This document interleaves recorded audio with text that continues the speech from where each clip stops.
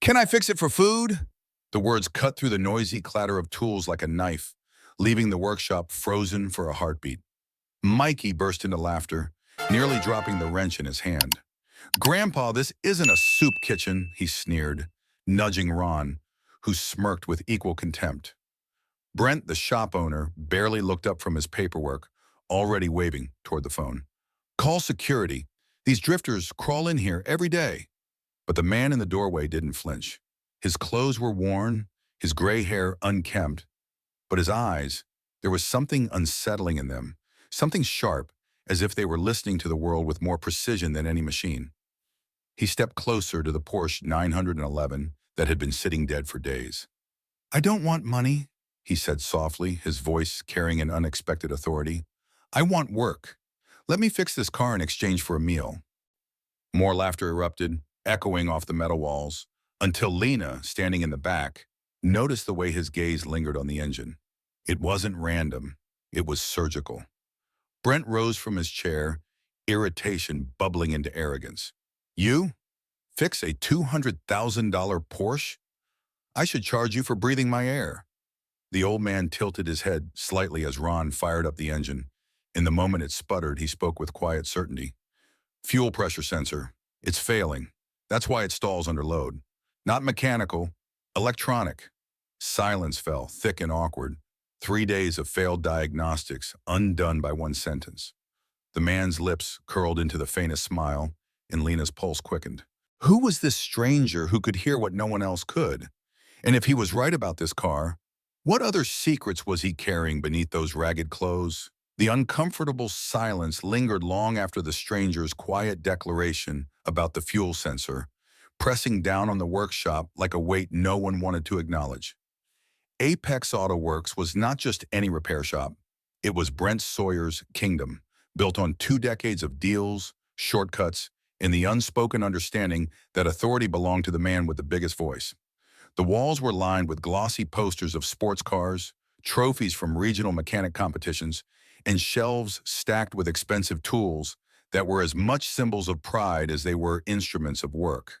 To Brent, this was his empire, and to see it challenged by a gray-haired drifter felt like sacrilege. Ron Alvarez, the senior mechanic, had 20 years of grease under his nails and a reputation for diagnosing by instinct rather than procedure. He prided himself on being the workshop's backbone, and the thought that an outsider could outguess him in seconds gnawed at his pride like rust on steel. Mikey Cole, the youngest, carried more swagger than skill, eager to prove himself but quick to laugh at others. He thrived on mocking anyone weaker, his insecurity disguised as arrogance. Lena Park, however, was different. The only woman in the workshop, she had learned to survive in a world of dismissive smirks and casual jokes, relying on her sharp mind and calm persistence to earn respect. Where the others saw Beggar, she saw the way Elias's eyes traced the engine's lines, the way his fingers twitched with restrained familiarity, as though the machine itself was speaking a language only he understood. Brent's voice finally broke the silence. Beginner's luck, he muttered, though his tone lacked conviction. Anyone can throw out fancy words. But his bluster didn't erase the unease spreading through the room. Ron knew he had tested every possible mechanical cause and come up empty, and the idea that a worn-down stranger could pinpoint the electronic failure by sound alone unsettled him more than he wanted to admit. Mikey tried to laugh again, but his voice cracked. Yeah, sure, Grandpa. Bet you can fix a Ferrari with duct tape, too. Yet even as he mocked, his eyes betrayed curiosity. Elias remained still, hands in his pockets, his calm presence clashing with the chaotic energy of the workshop. There was no desperation in his stance, no groveling for sympathy. He stood as though he belonged, as though greasy air and the smell of burning oil were part of his bloodstream. Lena felt her throat tighten. It wasn't just knowledge. There was history behind those eyes, a weight carried silently like a shadow that never left. Brent sensed he was losing his grip on the room, and that infuriated him. He stepped closer, looming over Elias. All right, he said with a cold smile. If you think you're so clever, prove it. Use the scanner. If you're right, I'll give you $20 and a sandwich. If you're wrong, you leave the shop and never come back. And I'll make sure everyone in this town knows you're a fraud. The others chuckled nervously, already picturing the humiliation. Elias nodded once, neither eager nor afraid.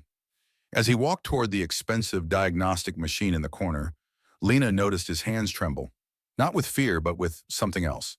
It was as if he was about to unlock a door he had sworn never to open again. And she couldn't shake the feeling that if he truly was who he seemed to be, this moment was only the beginning of something much larger. Because sometimes a stranger doesn't just walk into a workshop. Sometimes he carries a past powerful enough to change every life in the room. The high-pitched beep of the scanner filled the workshop, its glow casting a sterile light across Elias's weathered hands. He moved with ease, fingers navigating menus, as if the machine were merely an extension of his body. Ron leaned in, trying to follow, but realized Elias was accessing diagnostic levels he himself had rarely touched. Mikey's smirk faltered, his voice dropping to a whisper. How the hell does he know the access codes? Brent folded his arms, masking unease with defiance. Anyone can mash buttons, but the screen blinked to life, displaying a code, P0294, fuel pressure sensor out of parameters. Elias didn't gloat. He simply stepped aside and let the machine speak for him. Ron checked the reading and his face drained of color. 3 days of chasing ghosts solved in 5 minutes. Lena's heart thudded against her ribs. This wasn't luck, this was mastery, but mastery came from somewhere. The man's ragged jacket, the unshaven jaw, the sorrow behind his calm demeanor. None of it matched the surgical precision with which he commanded that scanner. She remembered the way his eyes had softened when he looked at the Porsche, not like a mechanic sizing up a job, but like a musician hearing a familiar symphony. That night, unable to sleep, Lena sat in her small apartment and opened her laptop. She typed the exact terms Elias had used. Direct injection system, sensor failure, Porsche 911 models, 2011-2015. What she found startled her. Deep within old technical forms, long-abandoned threads came alive on her screen. Posts dated over a decade ago carried analyses so detailed they read like engineering white papers. The username was unforgettable, Ironhorse_77. The words leapt off the screen, predictions of common failure sequences in high-performance engines, step-by-step breakdowns of electronic quirks, and explanations of noises so specific they might have been written by the very man she had seen in the garage. Lena leaned back, goosebumps racing across her arms. Whoever Ironhorse_77 was, he had lived and breathed racing technology, and every line of text pulsed with the same confident cadence Elias had spoken in that afternoon. She clicked deeper, finding responses from other users, many of them professional engineers, who argued, doubted, then slowly acknowledged the anonymous poster's uncanny accuracy. One reply caught her breath. Whoever you are, you've been on the track. No one else could know these failure patterns. Track. The word burned into her thoughts. Lena closed her laptop, her mind racing faster than any engine she'd ever heard. If Elias was Ironhorse_77, then the story of a washed-up drifter begging for food was only the surface of something much more complicated. The next morning, her suspicions grew when a sleek McLaren 720S pulled into the shop, driven by Dr. Celeste Hart, a woman of elegance and wealth who carried herself like royalty among peasants. She introduced Elias as the one who had correctly identified her car's rare hybrid system glitch the night before. Brent paled but swallowed his pride, unwilling to lose a high-profile client. Elias went to work, his hands steady, his concentration absolute. Watching him lift the hood of that McLaren, Lena felt as though she were watching a man reunited with a long-lost friend. The workshop fell silent, every eye fixed on the drifter who wasn't supposed to know anything, yet moved with the grace of someone born to command machines that cost more than houses. And in that silence, Lena realized something chilling. If he could solve what no certified dealer had managed, then Elias was hiding a past far larger than any of them could imagine. And it was only a matter of time before the truth roared out of the shadows. Lena could hardly concentrate the rest of that day. Every sound of a wrench dropping, every hiss of compressed air in the workshop faded into the background as her mind replayed the way Elias had handled the McLaren. He hadn't just repaired it, he had listened to it, communed with it, as if the machine were speaking a language long forgotten by ordinary mechanics. That night, Unable to silence her growing suspicion, Lena dug deeper. She typed the username ironhorse_77 into archives, cross-referenced it with racing circuits, and then with engineering reports. Hours passed until at last a name surfaced that froze her breath. Elias Grant. A decade ago, it had been on everyone's lips. The ghost. The driver who could appear out of nowhere in the final laps and seize victory from impossible odds. Three-time Le Mans winner. A man who had once commanded $500,000 machines at 300 kilometers per hour. She clicked image after image. A younger man, helmet under arm, champagne spraying into the air, trophies glittering in floodlights, his eyes alight with fire. And then she found the headline that explained everything. Monaco, 2009, crash at 300 kph. Survivor loses daughter in stands. The article told the story in brutal detail. Elias had walked away from a wreck that should have killed him, but his 8-year-old daughter, watching from the grandstands, had collapsed from shock. A cardiac arrest, they said. She died in the hospital hours later. His wife never forgave him, grief eating her alive until she took her own life 6 months later. And then Elias vanished, selling everything, donating millions to children's charities, and disappearing into the cracks of society. Lena's eyes blurred as she read, her chest tightening. The man she had seen mocked for food was the same man who had once been celebrated as a legend. She could not reconcile the images. The ghost on the track and the ghost in the garage. The next morning, when Elias returned to Apex Auto Works alongside Dr. Celeste Hart, who insisted on bringing her repaired McLaren back for further checks, Brent tried to mask his hostility with forced courtesy. "So you fixed one car," Brent sneered quietly. "That doesn't make you a hero." Elias ignored him. For a man who had survived so much loss, petty insults were like pebbles thrown at a mountain. But when Lena caught his eyes, she saw the storm beneath. That afternoon, Brent gathered Ron and Mikey. He couldn't stand the way Elias was shifting the atmosphere in his shop, how Lena's attention lingered on him, how clients now looked at Elias with curiosity instead of disdain. Brent pulled out his phone, his grin venomous. "If this old man wants to play games, let's make him famous," he said. "A video of him begging for food, pretending to be a mechanic. We'll post it, go viral, and no one will ever take him seriously again." Mikey laughed nervously. Ron frowned, but neither stopped him. From the corner, Lena overheard and felt fury rise in her throat. She wanted to scream, but her instincts told her to wait, to gather proof before challenging Brent's cruelty. That night, she stayed late in the shop, scrolling through old interviews of Elias in his prime. In one clip after winning Le Mans, he said, "Speed doesn't erase pain, it only delays it." The words carried new weight now. She whispered to herself, "He's not pretending. He's punishing himself." The following morning, as the workshop buzzed with routine, Lena confronted Elias outside while he stood staring at the horizon, his hands shoved deep into his worn coat.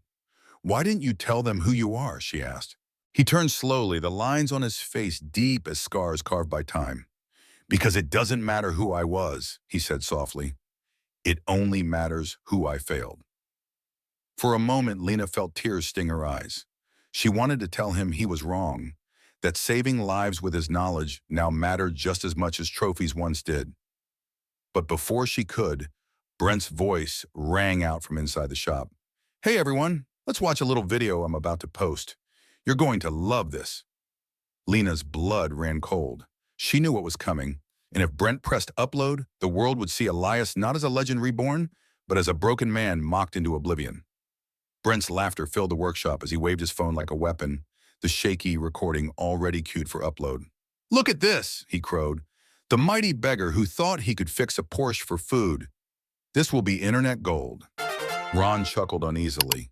Mikey smirked, though his eyes darted nervously, but Lena felt her stomach twist in outrage. She had stayed up half the night tracing Elias's past, and now, as Brent's finger hovered over the screen, she knew silence would be complicity. She stepped forward, her voice sharper than she intended. "Stop!" The room turned, surprise flashing in Brent's eyes at her defiance. "Do you have any idea who he really is?" she demanded. Brent sneered. "Yeah, a bum with delusions of grandeur." Lena's hands trembled, not with fear but with urgency. She pulled out her laptop, her heart pounding as she connected to the shop's big screen. The video feed blinked alive, displaying images far different from Brent's shaky recording. Trophies, podiums, a younger man drenched in champagne, headlines screaming, "Elias the Ghost Grant, triple Le Mans champion." The room fell into stunned silence. Mikey's jaw dropped, Ron's face drained, and Brent's smirk curdled into disbelief. "No," he muttered. "That can't be." Lena's voice cut him off. "It is, and the man you mocked yesterday was once the best in the world." She turned to Elias, who stood in the doorway, silent, his expression unreadable. "He walked away from fame after tragedy, and you wanted to humiliate him for food." For once, Brent had no words. The weight of truth had crushed his bravado. Before anyone could move, the sound of heels clicked against the concrete. Dr. Celeste Hart stepped in, elegant as ever, followed by two sharply dressed men. "Elias," she greeted warmly, ignoring the others, "I've brought someone who would like to meet you." The taller of the men extended his hand. "Graham Whitaker, CEO of Whitaker Performance. I've heard remarkable things about you. We're always looking for leaders who understand machines at their core." Brent sputtered, trying to reclaim authority. "Mr. Whitaker, this is my shop, and this man, Whitaker interrupted, his tone like a gavel, just solved problems your team couldn't. That tells me everything I need to know about whose skills matter here." Lena watched as the tide shifted in real time. For years, Brent had lorded over his mechanics with arrogance. But now his voice was drowned by the truth of Elias's past and the authority of the outsiders who recognized it. The employees whispered among themselves. Doubt and shame thick in the air. Elias finally spoke, his tone calm but firm. "I didn't come here to take anyone's place. I only wanted to work for food. But sometimes the past catches up, whether you invite it or not." Celeste turned to Whitaker, her expression thoughtful. "You see, humility and brilliance together. Exactly what your division needs." Whitaker nodded, pulling out a business card. "Elias, we'd like to offer you the position of technical director for our performance program. Starting salary, $500,000 a year, plus profit sharing." The numbers stunned everyone, but Elias's face remained still. Brent's eyes bulged, panic overtaking arrogance. "You can't be serious. He's nothing but—" "Careful," Whitaker snapped, his voice icy. "Prejudice doesn't just ruin reputations. It ruins businesses." His gaze swept across the shop. "And I don't do business with men who humiliate legends." He tucked his card into Elias's jacket pocket. "Think about it." With that, he and Celeste left, leaving the workshop steeped in silence. Ron shuffled awkwardly. Mikey stared at the floor, but Brent seethed, his empire cracking. Lena's eyes found Elias's, and for the first time, she saw not just sorrow but the faintest glimmer of hope. Still, he didn't answer Whitaker's offer. He turned back toward the door, shoulders heavy, leaving them all to wonder if he would accept the chance to reclaim a life he had buried. And as the door closed behind him, one thought burned in Lena's mind. If Elias refused redemption, what demons still chained him to the shadows of his past? The morning after Whitaker's visit, Apex Auto Works was a different place. Word had already begun to spread, whispers racing through the automotive community faster than any engine Elias had ever driven. By noon, Lena's video exposing Brent's mockery and revealing Elias's true identity had gathered tens of thousands of views. Comments poured in. "Heroes don't disappear. They hide in plain sight. That shop humiliated a legend." "Boycott Apex Auto Works." Customers canceled appointments. Suppliers pulled contracts.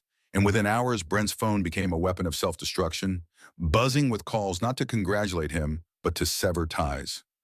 Ron avoided Brent's eyes, ashamed of his silence during the humiliation. Mikey, pale and restless, muttered excuses about not meaning it. But Brent, red-faced and trembling, refused to bend. "This is just internet noise," he barked. "It'll blow over." Yet even he flinched when he saw protesters gathering outside. Ordinary people, some clutching posters of Elias from his racing days, others holding signs demanding respect for workers and the homeless. Lena watched from the doorway, her chest tightening with both pride and fear. She had lit this fire, and now it was consuming the empire Brent thought untouchable. Elias, however, remained calm. He sat quietly at the edge of the shop, shoulders slightly hunched, as though he had carried storms heavier than this.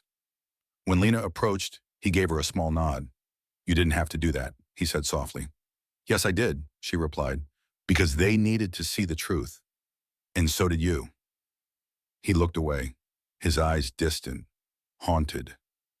"Truth doesn't always heal," he murmured. "Sometimes it just exposes scars." But Lena wasn't convinced. She saw the way people outside cheered his name, the way the world longed for stories of redemption. They didn't just want a fallen hero, they wanted proof that broken men could stand again. Brent's rage boiled over by evening. Standing before his dwindling crew, he spat venom. "All of you! You think he's some savior? He's nothing. He's washed up, broken, begging for pity. And you," he jabbed a finger at Lena, "you destroyed everything we built." But his words fell flat. Ron turned away. Mikey shook his head and Lena stood her ground. "You destroyed it yourself," she said. "With arrogance, with cruelty, with lies." For the first time, Brent's bluster cracked. He saw not loyal workers, but a team slipping through his fingers. His voice rose in desperation. "Do you know who I am? This is my shop, my reputation." So, from the corner, Elias finally stood, his presence quiet yet commanding. "No," he said evenly, "it was your shop, but reputation doesn't belong to you. It belongs to those who speak your name when you're not in the room. And right now, the world speaks your name with shame." The words cut deeper than any blade. Brent staggered, his face pale as though the truth itself had struck him. Outside, chants grew louder, echoing through the thin walls. "Respect, not ridicule. Justice for Elias." Lena felt a shift, as if the very ground beneath Apex Auto Works was giving way. By midnight, the shop's sign had been vandalized. Its reviews online plummeted to 1 star, and every major client had announced they would take their business elsewhere. The empire Brent had built on intimidation collapsed in a single day, buried under the weight of his own cruelty. Yet Elias did not celebrate. Standing in the shadows, he whispered to Lena, "Justice isn't revenge, it's responsibility. If I accept Whitaker's offer, it's not about me. It's about making sure men like Brent can't bury others the way they tried to bury me." His eyes glistened, though whether from sorrow or resolve, Lena couldn't tell. "But what if I'm not ready?" he asked quietly. She placed a hand on his arm, steady and warm. "The world is ready, Elias. The question is, are you willing to let them see you?" He didn't answer. Instead, he turned toward the sound of voices outside, where the crowd's chants had become a hymn of hope. And as the night deepened, one question hung heavier than the rest. Would Elias Grant finally step out of the shadows, or retreat once more into the silence of his ghosts? 6 months later, the dust had settled, though the echoes of what happened at Apex Auto Works still rippled through the community. The once booming garage now stood abandoned, its sign rusted, its name synonymous with arrogance and cruelty. Brent had vanished from the industry, his reputation beyond repair. Ron and Mikey found odd jobs in small workshops far from town, unable to escape the shadow of their humiliation. But Lena's path had transformed. She now worked alongside Elias at Whitaker Performance, not as a subordinate, but as a trusted partner, her insights valued and her voice respected. For her, it was proof that standing up for truth, even at personal risk, could lead to doors she never imagined. Elias himself had taken longer to adjust. At first, he resisted interviews, shunned the spotlight, and struggled with the weight of being seen as a symbol of redemption.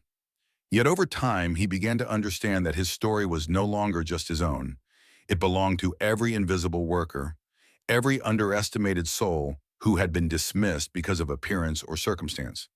He started mentoring young mechanics, many from disadvantaged backgrounds, teaching them not only the science of engines, but also the value of dignity. "Machines will always tell you the truth," he told them. "It's people who hide it." And when he spoke those words, there was no arrogance, only wisdom tempered by pain. Lena often caught him watching the younger apprentices with something like peace in his eyes, as though he had finally found the family he thought he had lost forever. Standing at a podium during a charity event one evening, Elias summarized his journey in a single phrase that silenced the room. Second chances run on respect. Without respect, nothing moves forward. The applause that followed was not for a legend reclaiming fame, but for a man who had found purpose in his scars. And as the crowd rose to its feet, one question lingered. If someone like Elias could rise again after losing everything, what would you do if given the chance to rewrite your own story? Would you take it or let it slip away?